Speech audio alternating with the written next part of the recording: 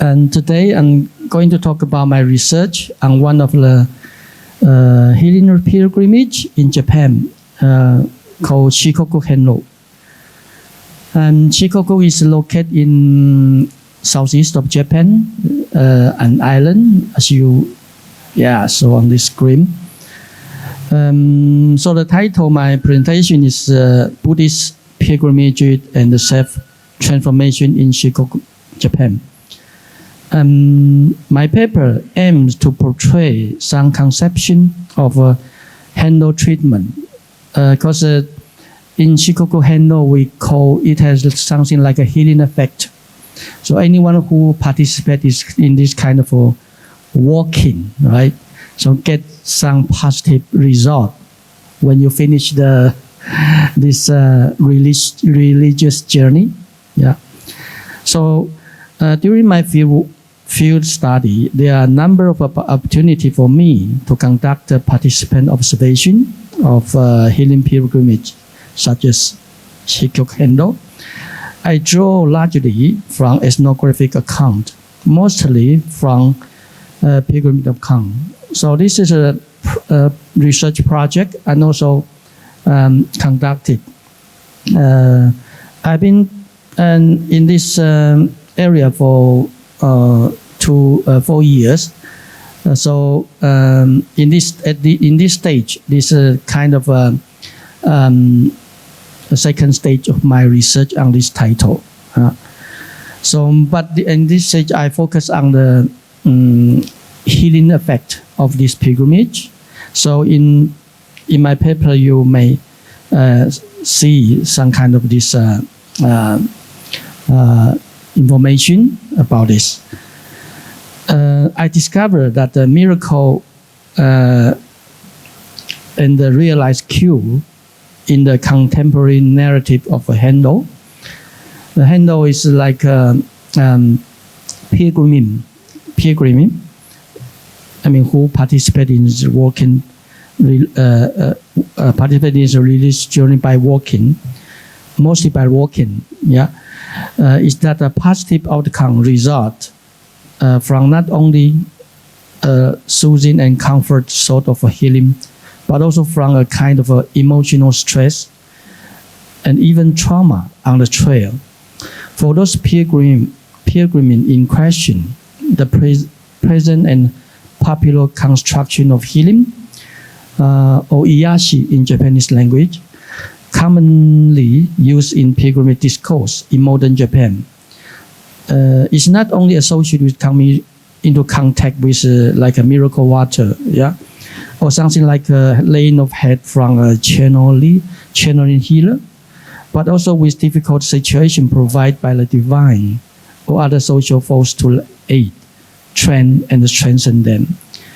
So the mechanism for this experience inform recent and past observation and assertion made by Japanese and non-Japanese scholars with regard to the Henno as a deeply spiritual, religious, and psychological experience, or even serving as a form of a psychotherapy.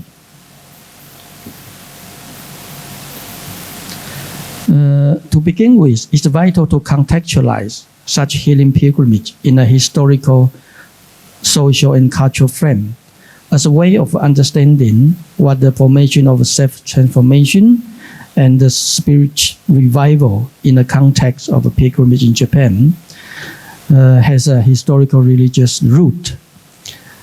The idea of rebirth, spiritual revival, self-transformation, self-reconstruction can be seen in the religious practice of Japanese religion, such as Tenrikyo, one of Japanese new religion, or Shikoku Henno, Buddhism-related religion, and Yamabushi, Shugendo, aesthetic practice, and Okage-mairi, Shindo-related religion. All this can be understood from a wider perspective with regard to Japanese spiritual orientation in Japanese religious and cultural context through the form of healing pilgrimage, including those pilgrims I mentioned before.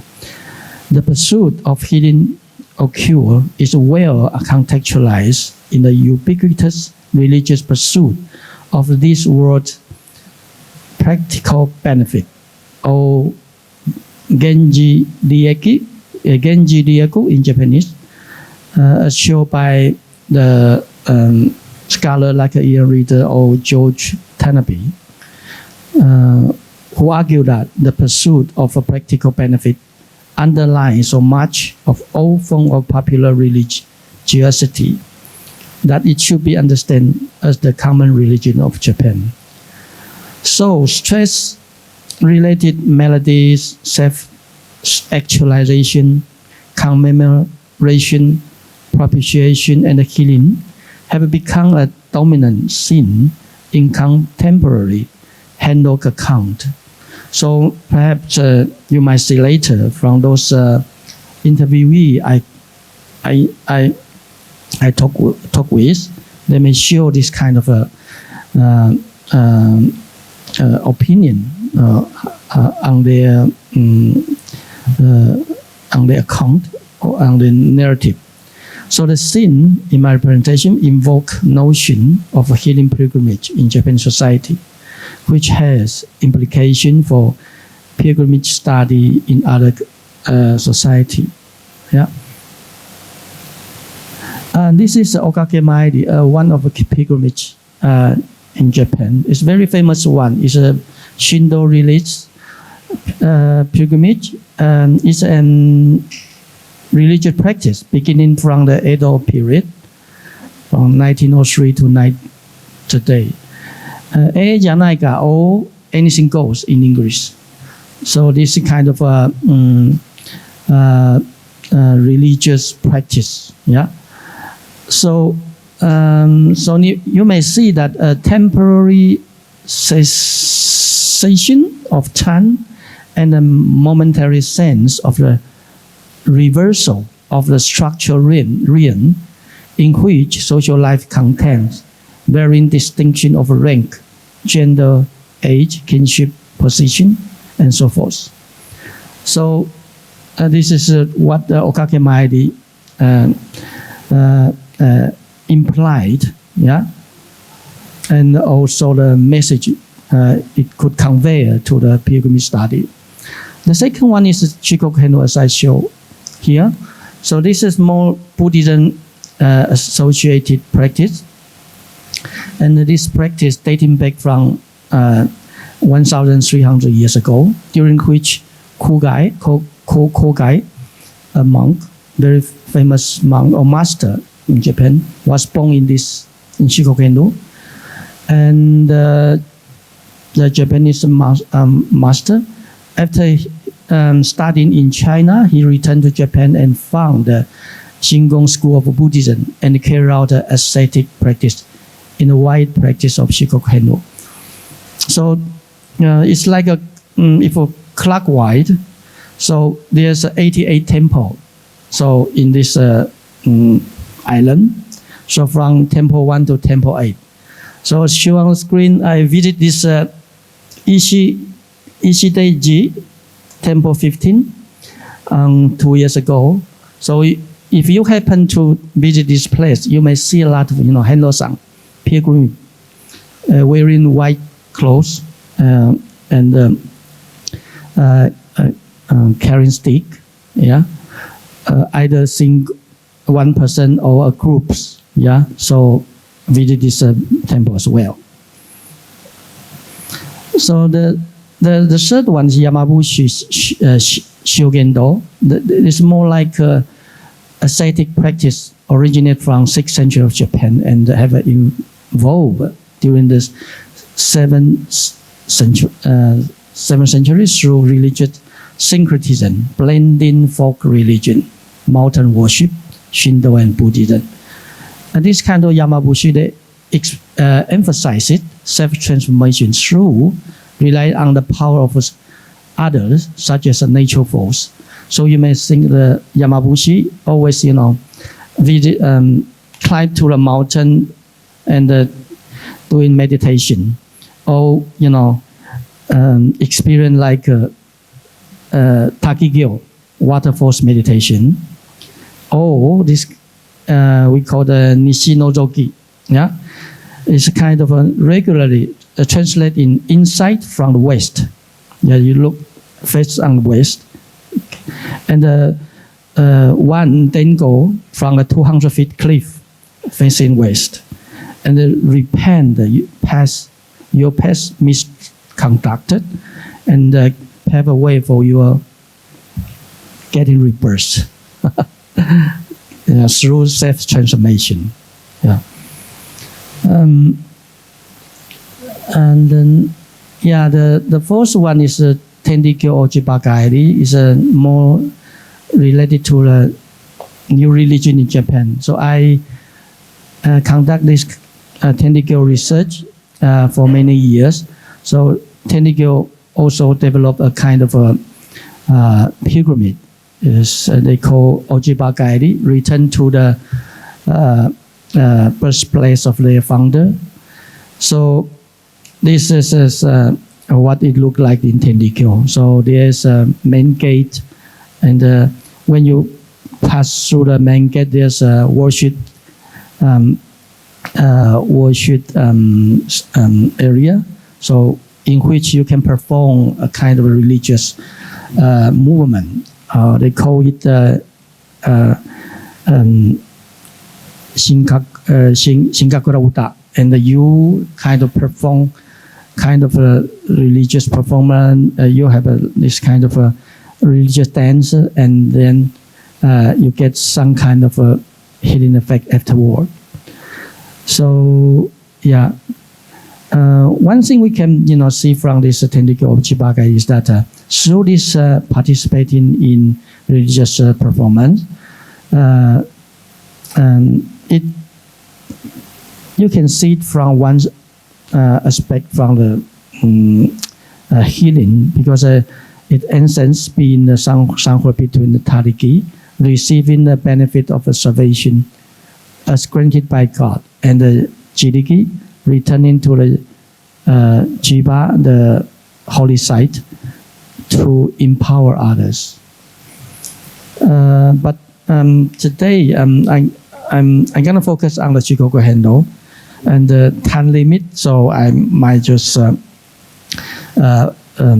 focus on one pilgrimage during my presentation.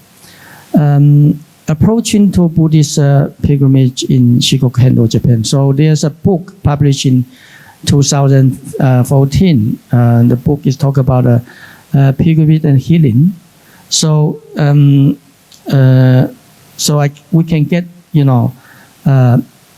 some kind of insight from this book, saying that pilgrimage as a healing based on religious practice, or pilgrimage as a transformational quest. So this is what this book about. So because the pilgrimage practice are highly complex, multivocal and multi-layer.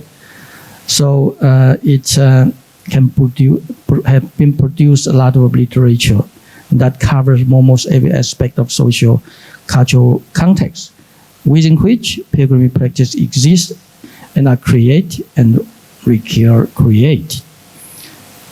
Politics, tourism, migration, placemaking, including medicine and healing.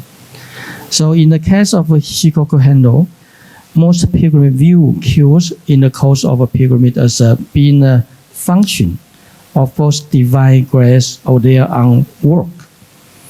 Some employ private motor transport or public transportation, like a bus or coach, as a method for the pilgrimage.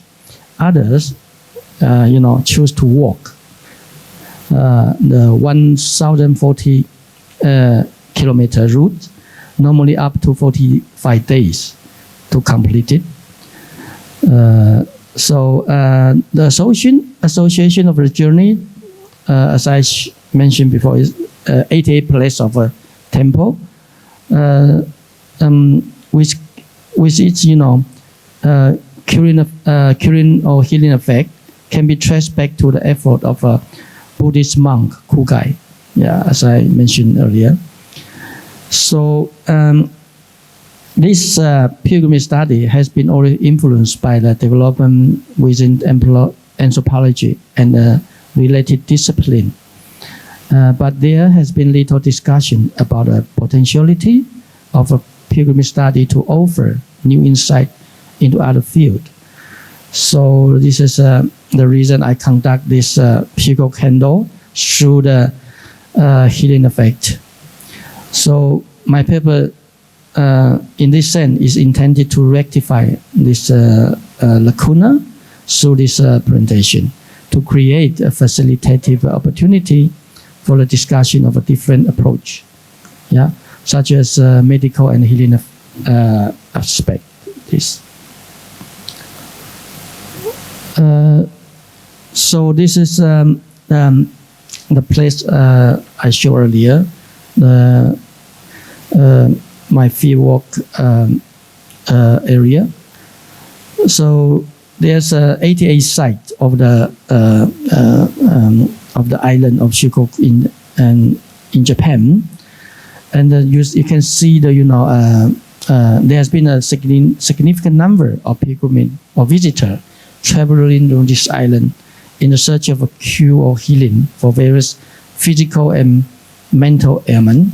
I remember one lady I encountered, in Temple 5. So lady, I approaching her and asking why she want to participate in this walking religious journey. She shared her view on with me by saying that she unfortunately got a cancer. So because a lot of stress, she suffered in his workplace company in Osaka, very close to the this Shikoku, and so she want to participate in Shikoku Henno by walking herself, and she also said she learned this information from her friend in Japan,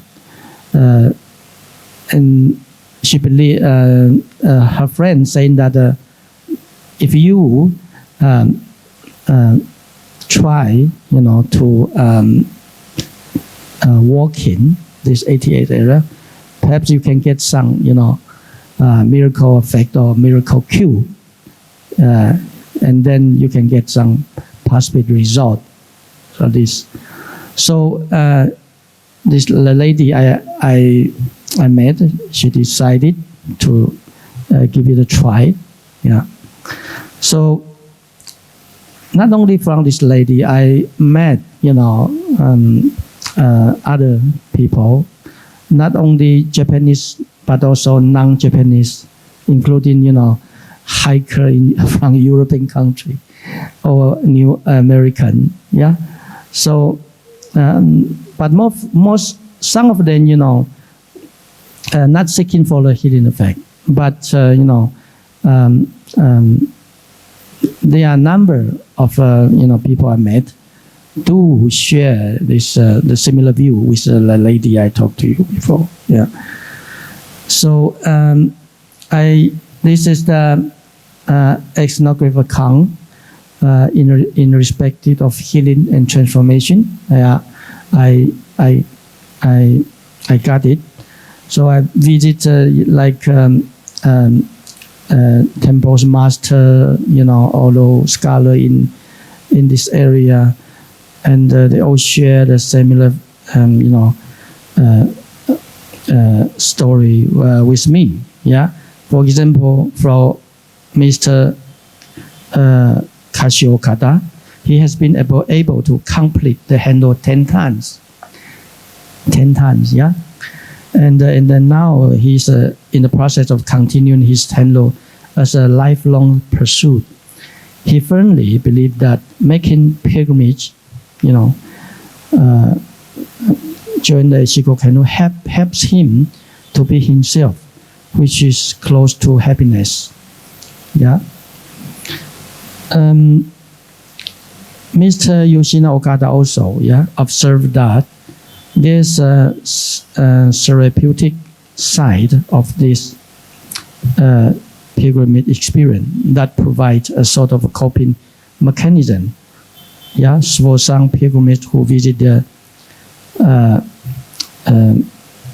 temple like Jujurishji, as I mentioned in my first slide. Yeah. There's other ethnographical account. Yeah. So this is information I got it from Japanese written text. And in this text, he showed that the social recognition provides a validation that reinforces completion of a new identity that reincorporated a sense of sanctity, or at least a new sense of wholeness for this for the old man as I show on the screen. So in this text, I found that there's a function of this pilgrimage that can ease and heal pain. Yeah. Okay. Thank you very much. And this is a preliminary finding that I found it in my field work. So pilgrimage may itself be viewed as a part of a dynamic of self-development or self-transformation. For the pilgrimage emphasizes the mode of life, enduring trial and tribulation, to arrive at a sacred destination which gives him or her a sacred role to engage in pious act that demonstrated faith and provide the public recognition of his or her state of sanctification and change his life of perspective. Yeah, these are other people I met in other prefecture, Koji prefecture. So they also shared a similar story with me, all relate to the healing effect of pilgrimage, the Shikoku. So, because one aspect is that the pilgrim engage in others' activity, which provide a social statement of faith, countering the doubt of self and others about the pilgrim's possession of the faith necessary to receiving healing. Yeah.